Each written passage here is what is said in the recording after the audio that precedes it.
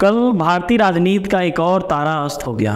एक ऐसा नाम जिसने आरएसएस, एबीवीपी और संघ के लिए बहुत ही महत्वपूर्ण काम किया।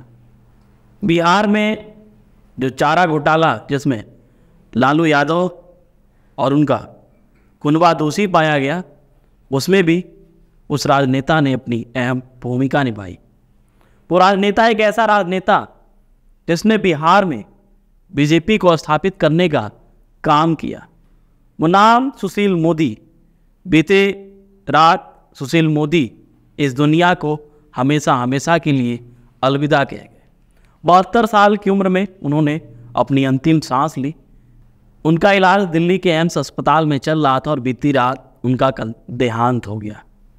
सुशील मोदी बीते 6 महीने से कैंसर से, गले के कैंसर से पीड़ित थे और बीते 3 अप्रैल को वो social media micro blogging platform x पे एक ट्वीट करते हैं और बताते हैं कि अब समय आ गया है, मुझे ये बताना बेहद ज़रूरी है कि मुझे करीब 6 महीने से गले का कैंसर है और अब आप लोगों के साथ मैं साझा कर रहा हूँ। लगातार एम्स आना जाना लगा हुआ था। इसी बीच कल उनका निधन हो गया। सुशील मोदी तो चले गए, लेकिन बिहार की राजनीति में एक ऐसी पटकथा लिख गए कि जब भी कोई राजनेता, उभरता हुआ राजनेता राजनीति में आने का मन बनाएगा, वो सुशील मोदी के राजनीतिक सफ़र को, राजनीतिक जीवन को भुला नहीं पाएगा।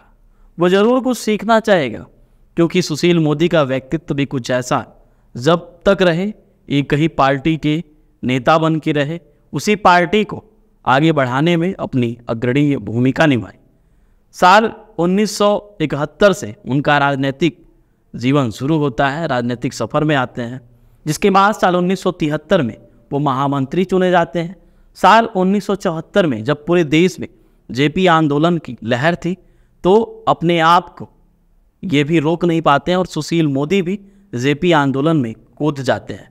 जेपी आंदोलन में कूदने के बाद उनको एक अलग पहचान मिलती है, जिसके बाद वो करीब 19 महीने जेल में गुजारने के बाद जब वो जेल से बाहर आते हैं, तो सुशील मोदी का जो राजनीतिक व्यक्तित्व था वो अब बिल्कुल निखर चुका था, बिल्कुल खिल चुका था। जेल से निकलने के बाद वो राजनीतिक जीवन को और आगे बढ़ाते हैं।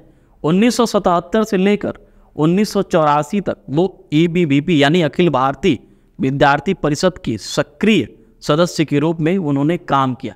साल 1990 में वो कोर राजनीति में आते हैं और विधानसभा का चुनाव लड़ते हैं पटना से, जहां से उनको पहली बार में वहां की जनता उनको विधायक के रूप में चुनती है।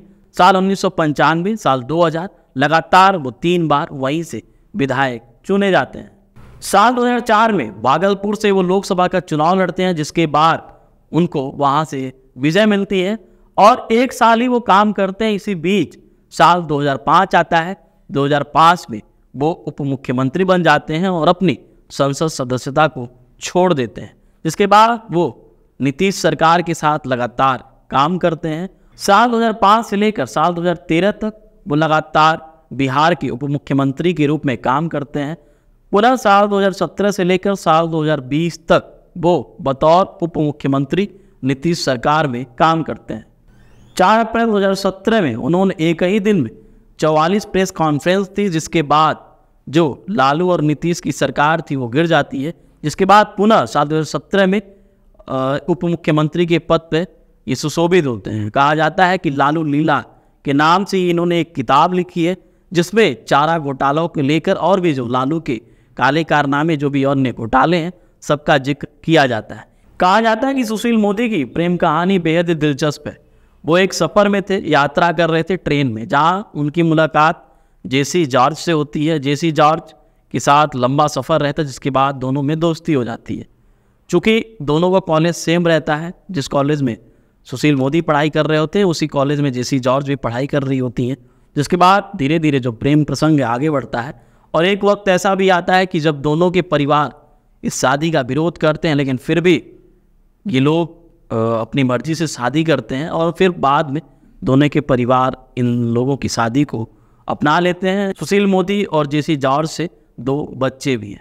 एक ऐसा राजनेता जो अब इस दुनिया को अलविदा तो कह गया, लेकिन उसकी चर्चाएं लगातार राजनीतिक घराने में होती रहेंगी। सुशील मोदी एक ऐसा नाम जिसने सच में बिहार में बीजेपी और संघ को मजबूत करने में अपना अहम योगदान दिया।